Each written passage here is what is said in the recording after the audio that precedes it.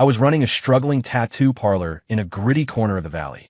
One morning, right after I'd flipped the sign to open, a 5-year-old kid in denim overalls who barely reached my knees pushed his way in. He struggled to climb onto the high swivel chair, reached into his backpack, and slammed $20,000 in crisp $100 bills onto the counter. In a high-pitched, toddler squeal, he roared, "Look, man, I need a dragon tattoo right across my shoulders. Make it scary, like make my mom faint scary." I nearly choked on my cigarette, laughing. "Kid, tattoos hurt. Don't you think your mom's belt hurts more?" The kid's eyes welled up, and he wiped a stray tear with his sleeve. "That's exactly why I need it. She keeps grounding me, so I'm going to scare her straight. Also, that 20 grand is just the down payment. The rest is for you to be my bodyguard. If anyone tries to touch me, you knock him out." I was about to keep teasing him when the front door was kicked open with a bang. A squad of suits in black sunglasses filed in, followed by a woman in a designer power suit with a face like ice. She was a knockout, but her expression could have frozen the Pacific. She glanced at the pile of cash on the desk, then at me, as I sat there holding a sheet of Spider-Man temporary tattoo stickers I'd been about to show the kid. Her voice was devoid of warmth. "So, you're the one kidnapping Victoria Sterling's son? Break his hands." Before I could blink, 4 bodyguards surrounded me, their muscles bulging under their suits. I looked at them, then calmly set the Spider-Man sticker down on the table. "Lady, you might want to check the facts before you start breaking bones. Your son walked in here on his own. He put the money on the table. I haven't even said yes yet, and you've already wrecked my door." Victoria's face remained a mask of frost. "My son is 5 years old. You're telling me you were negotiating a business deal with him? This money is all the evidence I need for an abduction charge." With a flick of her wrist, the nearest guard reached for my arm. Suddenly, the kid, who had been silent until now, let out a piercing wah and lunged forward, clinging to my leg like a barnacle. "Don't touch my big brother," he screamed. "He's my boss. You can't touch him. He already took my protection money." That shut everyone up. Victoria's face went through several shades of red and white. "Leo Sterling, get over here right now." Leo only hugged my leg tighter, smearing tears and snot all over my ripped jeans. "No, if you touch my big brother, I'm running away for real this time." Victoria was visibly shaking, her chest heaving with frustration. She reached into her Hermes bag, pulled out a checkbook, scribbled a number, and flicked the paper onto the desk. 50,000. Take it and stay away from my son." I picked up the check and blew on the ink. "Ms. Sterling, who do you think you're talking to? You kicked my door in. You threatened me. You're paying for property damage, emotional distress, and lost wages. 50 grand doesn't even cover the tip." Leo immediately chimed in, giving me a thumbs up. "Hell yeah, big brother." Then he turned back to Victoria, throwing a tantrum. "If you don't let big brother come home with us, I'm going on a hunger strike. I'll starve myself to death." Just then, Victoria's phone began vibrating frantically. She answered, snapping things like "push the meeting" and "I'm on my way." When she hung up, she glared at me as if she wanted to burn holes through my skull. "Fine, come with me. 100,000 a month to keep an eye on him." She leaned in, her eyes a warning. "Try anything funny, and you're dead." I was going to refuse. I really was. But the words 100,000 a month started playing in my head like a hit single. I had debts that needed paying, and that was exactly the amount I needed. I immediately plastered on a charming, professional smile. "Whatever you say, boss." Victoria let out a cold huff and turned on her heel. The sound of her stilettos on the floor felt like they were clicking against my own ribcage. I grabbed the kid's backpack and followed them out. Inside the stretch Rolls-Royce, Leo squeezed in next to me. He leaned in and whispered, "Look at those legs, Jax. Pretty long, right?" My heart skipped a beat. This kid, I swear he was born with an old soul and a dirty mind. The car wound its way up into the Hollywood Hills, stopping in front of a mansion that looked more like a modern fortress. As soon as we stepped into the foyer, Victoria had the butler toss me a stack of stapled A4 papers. The Nanny Protocol. 100 rules. Memorize them. I flipped through it. Rule 1. No entering the second floor, her private quarters. Rule 2. No going shirtless in the house. Rule 3. No staring at her for more than 3 seconds. Rule 99. No making noise while eating. Rule 100. Excessive breathing volume will result in a pay doc. I twitched. This wasn't a nanny gig. It was a prison sentence. "Got it, boss," I said, playing the part. But the second she left, I was out in the massive back garden, teaching Leo how to use a professional-grade slingshot to knock cans off a fence. "Line it up, Leo." Just like that. Snap, I stopped him. "Actually, wait. You need to learn how to keep your mom happy first, or we're both getting kicked to the curb." Leo looked confused. Ow! Like, tell her she's pretty. Tell her she's the best-looking mom in the world. Leo's eyes sparkled. He leaned in and whispered, should we go peek at her while she's in the shower? My books say beauties look best when they're coming out of the bath. I flick his forehead hard. What the hell kind of books are you reading? Just as we were messing around, dinner was announced. A man in a custom-tailored suit, his hair slicked back with enough gel to withstand a hurricane, walked in. The butler introduced him as Julian Vance, an Ivy League elite and a persistent suitor of Victoria's. The moment Julian saw me, his nose crinkled. Victoria, your taste in staff is becoming increasingly common. Is this the new gardener? The condescension in his voice was thick. Victoria didn't say anything, which was basically a yes. I just shrugged. I didn't care. Leo, however, wasn't having it. He picked up his bowl of tomato soup and tripped as he walked past Julian. The entire bowl of red soup splashed across Julian's pristine, expensive white suit. Oh no, sorry, Uncle Julian. Leo's apology was followed by a mischievous glint in his eyes. He pointed at me and yelled, Big brother said you look like a door-to-door insurance salesman, and that suit was a waste of money anyway. Leo, Sterling. Victoria barked. Apologize to Mr. Vance right now. Leo's lip began to tremble, and it looked like the waterworks were starting. I put down my fork and wiped my mouth. Boss, he's just a kid. Besides, I actually think Mr. Vance's outfit is a bit much for a casual family dinner. It's a little stiff, like he's trying to close a multi-billion-dollar merger over salad. My nonsense logic left Victoria speechless. Julian's face turned a brilliant shade of green. He eventually had to excuse himself to freshen up and slunk away. Late that night, as I was getting ready for bed, there was a knock at my door. Leo was standing there clutching a pillow, looking pathetic. Jax, I'm scared of the dark. Tell me a story. I hauled him inside and tucked him into the small spare bed. What kind of story? A fight story. I cleared my throat and started telling him a gritty version of the legend of John Henry. And then he swung that hammer with a roar that shook the mountains, and those punks all fell to their knees begging for mercy. I was just getting to the good part when I looked up. Victoria was standing in the doorway in a silk robe, her face livid. She must have heard the part about crushing skulls. I shut up immediately. She didn't say a word. She just turned and went into the bathroom. A few minutes later, the bathroom door opened. She walked out wrapped in a towel. I was about to slip out to my own room when she stepped on a wet tile. She slipped, and the knot on her towel came loose. My eyes widened. I spun around instantly, my heart hammering against my ribs like a drum. Perv, she shrieked. Standing with my back to her, I raised my hands. I pulled a crumpled piece of paper out of my pocket. Ms. Sterling, your son drew this for you. He said it was an apology for earlier. The air went silent. I placed the drawing on the hallway cabinet and hauled ass out of there. No screaming followed me. The next day, Victoria's gaze was still icy, but she didn't mention the towel incident.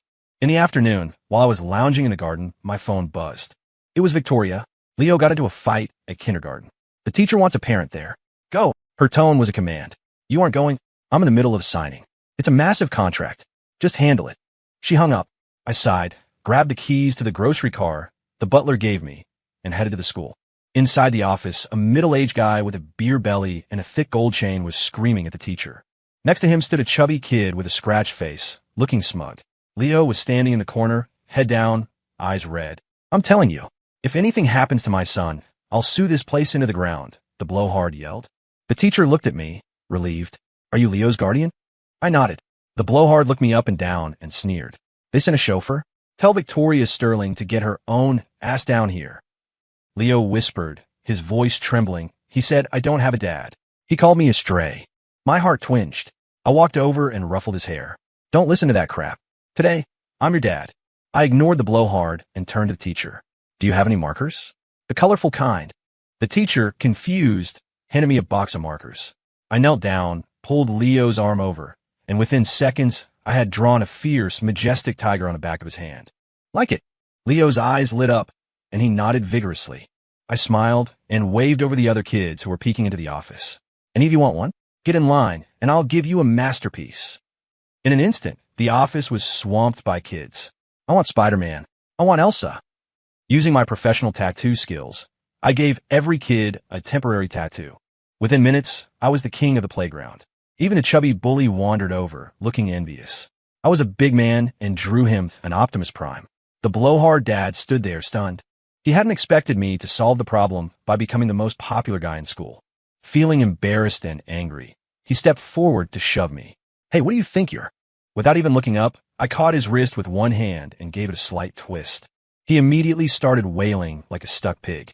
My movements were clean and sharp, and Victoria's secretary, who had just arrived, captured the whole thing on her phone. By the time Victoria finished her meeting and rushed to the school, she found a strange sight. I was surrounded by a group of fashionable soccer moms who were all eagerly asking for my number. Mr. Miller, you're so talented. Could you draw one for my daughter's birthday party? Jax, you're so good with kids. We should grab coffee and talk about parenting styles. Victoria stood on the edge of the crowd, her face like a frozen lake. She felt a strange, sharp pang of annoyance. She walked over and snapped. Are you here to deal with the school or to hit on the mothers? On the ride back, the atmosphere was suffocating. Leo, being the perfect wingman, suddenly piped up. Mom, that Mrs. Higgins asked Jax if he had a girlfriend.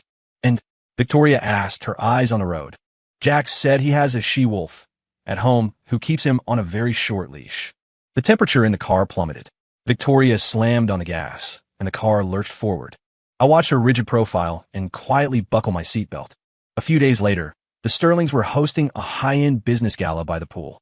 Julian Vance sent me an invitation with a smirk like a weasel's. Come and see how the other half lives, Jax. I didn't want to go, but Leo insisted on being my image consultant.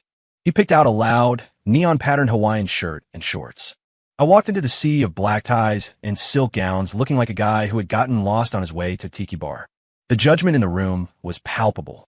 When Victoria saw me, her eyebrows drew together so tight they could have crushed a diamond, but she didn't blow up in front of the guests. Leo was having the time of his life, dragging me through the crowd. He even ran up to a famous actress and said, Miss, you're even prettier than my mom. Jax thinks so too. The actress laughed, charmed. Victoria's face went completely black. Halfway through the party, Julian Vance pulled out a velvet box and opened it in front of everyone. Inside was a blinding diamond necklace. Victoria, this is the heart of the ocean. I outbid everyone for at the auction. I hope you'll accept it. The guests gasped. Just as Victoria was about to refuse, Julian's expression shifted. He patted his pockets, looking shocked. Wait, that's strange. Where is it? He looked at me, circled me casually, and then accidentally bumped into me. He pointed to my loud Hawaiian shirt pocket and yelled, Is it in there? The crowd erupted. Julian looked heartbroken. Jax, man, if you were short on cash, you could have just asked. Why do this? The whispers started immediately, cutting like knives. My God, why did Victoria bring a thug like that into her home? You can take the man out of the gutter, but you can't take the gutter out of the man. How embarrassing for the Sterlings. I didn't look at them. I only looked at Victoria. I was waiting for one thing. One sentence, I believe you. But she just stared at me, her eyes filled with disappointment and coldness. Under the gaze of the entire elite class, and Julian's smug grin, she spoke. Her voice was flat. Search him. If it's not there, I'll apologize. If it is, call the police. In that moment, I felt something inside me snap. I laughed a loud, bitter sound. I looked at her and said, Don't bother. I reached into my own pocket and pulled it out slowly. I was on my hand. Then, in front of everyone, I hurled the multi-million-dollar necklace into the deep end of the swimming pool. The splash was cold and final. I don't need your trash. I ripped off the ridiculous Hawaiian shirt and threw on the ground. Victoria, I quit. I turned and walked away without looking back. Behind me, I heard Leo's heart-wrenching screams. He lunged forward and bit Julian's hand, crying as he tried to chase after me, only to be held back by the guards. Jax, don't go. Those cries tore at my heart with every step. After I left, the Sterling household was a mess. I didn't go home. I spent the night in the valley, drinking cheap beer at a roadside taco stand. The next day, my landlady, Brenda, told me a woman in a luxury car had been looking for me all night. I just scoffed and turned off my phone. I blocked every way Victoria could contact me. I thought my life would go back to normal, but I felt hollow. A week later, a Bentley that looked completely out of place pulled up in front of my shop. Victoria stepped out in a high-fashion suit and 10-inch heels. She looked thinner, exhausted, with dark circles under her eyes. She walked into my dusty little shop and frowned. Jax! I ignored her and kept cleaning my tattoo gun. She walked right up to me, her voice trembling slightly. Come back. I looked up and smiled. Ms. Sterling, did you forget? I'm a thief. I might get my gutter germs on your expensive carpets. Her face went pale. I saw the security footage. Julian planted it on you. I've ended all business ties with him. I was wrong. I'm sorry. For the first time, that Ice Queen facade showed a crack. But my heart was cold. One sorry fixes it. She pulled a check from her bag. 5 million. As compensation. I pushed the check back. I don't want it. Victoria choked on her breath. She clearly didn't expect a refusal. Then what do you want? I don't want anything. I just want you out of my shop. She stood there, unmoving, her eyes beginning to brim with tears. Now, Leo is sick. Ever since you left, he hasn't eaten. He's locked himself in his room. He won't talk to anyone. He's had a high fever since last night, and he keeps calling your name. She looked at me with pure desperation. Please, just come see him. My chest tightened. I could ignore her, but I couldn't ignore that cheeky little brat who used to draw pictures for me. I stayed silent. Just then, Brenda, my landlady, walked in wearing a silk wrap, carrying a bowl of steaming soup. Jax, honey, I made this for you. Eat while it's hot. She saw Victoria and blinked. She set the soup down and playfully patted my shoulder. Oh, do we have company? Aren't you going to introduce us? Victoria's eyes shifted instantly. It was a look of shock, hurt, and intense jealousy. She stared at Brenda's hand on my shoulder like it was something filthy. Brenda, unnerved by the gaze, pulled her hand back. I'll leave you guys to it. Once we were alone, I broke the silence. I'll go see him. Under 2 conditions. Victoria's eyes lit up. Name them. 1. You apologize to me in front of your entire staff. Victoria flinched, but she nodded. 2. I pointed outside. You eat at that taco stand with me. She looked at the greasy stand and the disposable forks on the ground, a look of pure disgust crossing her face. I handed her a cold beer. Drink this. It helps. She hesitated, then took a clumsy gulp. The stinging alcohol and spicy food made her face scrunch up, but she didn't complain. I used the moment to lay into her. Victoria, you have no idea how to be a mother. You think giving a kid the best of everything is enough? He needs time. He needs you. You're so busy working. Do you even know who his best friend at school is? Do you know his favorite cartoon? Besides throwing money at people, what else do you actually do? With every word, her head dropped lower. By the end, she looked like a child who had been caught breaking a vase. The noise of the street and the greasy air seemed to let her guard down. I didn't know. She whispered. My mother died when I was tiny. My father only cared about the company. I was raised by nannies. I don't know how to love a child. In that moment, most of my resentment evaporated. After the tacos, I went back to the Sterling mansion. Leo was in bed, his face flushed with fever, looking frail. As I approached, he opened his eyes. Big brother, you're back. I touched his forehead. He was burning up. I'm here. It's okay. He grabbed my hand, and a tiny, mischievous grin touched his lips. He whispered so only I could hear. Jax, was I convincing? I took a cold shower for 3 hours to get you to come home. My heart both ached and warmed. With me back, the atmosphere in the house changed instantly. Leo's fever miraculously vanished, and he followed me everywhere. I set 3 rules for Victoria. From now on, I handle Leo's business. Cut the useless networking. You eat dinner with him every night. Stop talking down to me. She actually agreed to all of them. Meanwhile, Julian Vance, furious about being cut off, started working in the shadows with the Sterling's rivals. To bond, Leo suggested a family camping trip. Before we left, he told me he had a master plan. At the campsite, I realized the plan was just him secretly slashing one of the tents. That night, he announced, the tent is broken. Mom, you have to sleep with Jax in the RV. Victoria's face turned beet red. In the end, I slept in the tent, and she and Leo took the RV. Late that night, I was by the campfire when Victoria stepped out with a bottle of wine. Drink. We sat in silence, watching the flames. Halfway through the bottle, she started to cry. You know, Jax, Leo isn't mine. He's hier, stunned. He's my best friend's son. She was conned by a total scumbag who disappeared when she got pregnant. She died in childbirth. Her last wish was for me to take him. I told everyone he was my secret child from a time abroad, just to protect him from the rumors, and to keep the business marriage vultures away. The firelight reflected off her tear-streaked face. This woman, who seemed made of ice, was actually just a shield for a child that wasn't even hers. I walked over and draped my jacket over her shoulders. She shivered, then slowly leaned her head against my shoulder. We didn't notice the paparazzo in the bushes with a long-range lens. The next morning, a storm hit. Stang. Ice Queen CEO Victoria, sterling and trashy romance with tattoo thug. The headline was everywhere. Pictures of us by the fire and me in the heart of the ocean incident were plastered across social media. The sterling stock plummeted. The board of directors called an emergency meeting to strip her of power. Julian Vance appeared like a savior, offering to buy her shares at a fraction of their value to save the company. Victoria was locked in her study, her voice hoarse from phone calls. Leo came home from school silent. Kids had been calling him a thief son. I pulled him into a hug, a fire lighting up in my gut. The next day, I drove him to school. Reporters swarmed us. One shoved a mic in my face. "Mr. Miller, how much does she pay you per month to be your boy toy?" I looked at the camera and gave them a very clear middle finger. Back at the house, I marched into the boardroom where the directors were screaming at Victoria.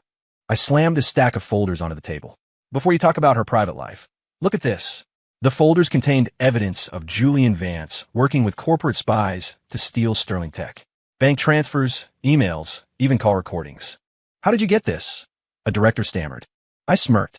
"I'm a tattoo artist, but I have friends in low places. I'd once saved a local mob boss's life. He owed me. This was easy for him." The room went silent. Then, I pulled out my phone and started a TikTok live.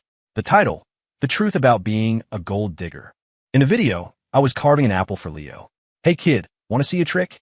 My hands moved with surgical precision, turning a basic apple into a soaring phoenix. The comments section exploded. "Look at that skill. If he's a gold digger, I'll pay for his dinner for life." Leo chirped in. "Uncle Julian is the bad guy. He wears a toupee. It fell off last time he was here." The internet roared with laughter. The tide turned instantly. People started shipping the Ice Queen and her bad boy bodyguard. Julian Vance was done. He was facing lawsuits and prison time. In a desperate, final move, he went after Leo. I got a call from the teacher saying Leo's uncle had picked him up. My blood ran cold. 30 minutes later, a burner phone sent a photo of Leo tied to a chair in an abandoned factory. Julian's voice came over the line. "Come alone to the old cement plant on the south side. Call the cops and the kid dies." Victoria collapsed. I held her hands. "I've got him." I told her to call the police after I got there, then I floored it to the factory. I wouldn't gamble with Leo's life. Inside the plant, Julian had hired 8 thugs. He laughed like a maniac when he saw me. "You've got guts, Miller." I looked at Leo. He was scared, but he gave me a tiny wink. The kid was still playing the game. "Let him go." "And I'm yours," I said. Julian spat on the floor. "I'm gonna kill you both." The thugs charged. I stripped off my shirt, revealing my tattoos and my fighter's build. As a former MMA regional champ, these guys were nothing. I dropped 4 of them in minutes. Julian panicked. He grabbed a knife and held it to Leo's throat. "Don't move." Just then, the police and Victoria burst in. "Julian, stop. I'll give you everything." Victoria screamed. Julian was trembling, the blade nicking Leo's skin. Suddenly, Leo leaned his head back and bit Julian's hand with everything he had. "Ack!" Julian dropped the knife. I lunged, kicking the blade away. But Julian grabbed a lead pipe and swung, catching me hard across the back. I grunted, pushed through the pain, and knocked him unconscious with a single hook. The police swarmed. I felt the world go dark and collapsed. The last thing I heard was Victoria's voice. "Jax, I love you. Don't you dare die." I woke up in a hospital bed. Victoria was asleep in the chair, clutching an apple she tried to peel. It was mostly just the core. She woke up the moment I moved. "You're awake." She was crying again. "How do you feel?" "Thirsty," I croaked. She fed me water like I was made of glass. Then Leo ran in with a thermos. "Jax, Mom made chicken soup. You have to feed him, Mom, mouth to mouth." Victoria turned redder than a beet. She fed me with a spoon, blowing on it gently. Julian went to prison. The Sterling crisis ended. A month later, Leo dragged us to the courthouse. "We're going to get a prize." He shoved the Sterling family into the Marriage License Bureau. Victoria looked hesitant. "Leo, don't." I looked at her. "What? You aren't going to take responsibility for me? I took a lead pipe for you. You trying to bail now?" She was speechless. Just then, 2 loud voices erupted from the entrance. "Victoria Sterling, you thief. Where's our grandson?" It was the parents of the scumbag who had abandoned Leo's mother. The Granger family. They were here for the trust fund. "What are you doing here?" "Victoria Schildidme." The woman screamed. "We want our grandson. He's a Granger. You're just an outsider." I stepped forward. "Evidence, please." Victoria pulled out a DNA report and adoption papers. "Leo's father wasn't your son. My friend knew he was trash and left him long before. Leo is the son of the man she dated after. You have 0 claim." The Grangers stood there stunned. Their gold mine wasn't even their blood. Victoria looked at the crowd that had gathered. "And one more thing. I'm here to get married." She grabbed my hand. "Jax Miller is my fiancé, and the only father Leo will ever have." I grinned, "and his bodyguard." and his tattoo artist. For life. The crowd cheered. The Grangers slunk away. Later, Victoria looked at me nervously. I only said that to spite them. I didn't let her finish. I kissed her hard and long. You said in public. No takebacks. Our wedding wasn't at Ritz. We rented out the entire block in the valley where my shop was. There was a 3-day street party. Leo was the ring bearer, though he wouldn't hand them over until we both gave him big brother bribes. At the altar, I took off my tuxedo jacket. On my back was a new tattoo, not a dragon. It was a stylized portrait of Victoria and Leo. Our life together was loud and chaotic. The Ice Queen became a clingy wife who couldn't sleep without me. My tattoo shop stayed open as our secret base. A year later, Victoria was pregnant. Leo looked at her belly like it was a rival corporation. Great. Now I have to split the inheritance. I put him on my shoulders. Hey, you're the big brother. They have to listen to you. He finally laughed. The sun was shining into the shop. I was tattooing a customer while Victoria sat at the desk, complaining about the price of baby formula. Leo was sitting on a stool outside, stopping a passerby. Hey kid, Leo said to a toddler. You look like you need some ink. Want a tiger? I looked at them and smiled. This was exactly what happiness looked like. Story complete.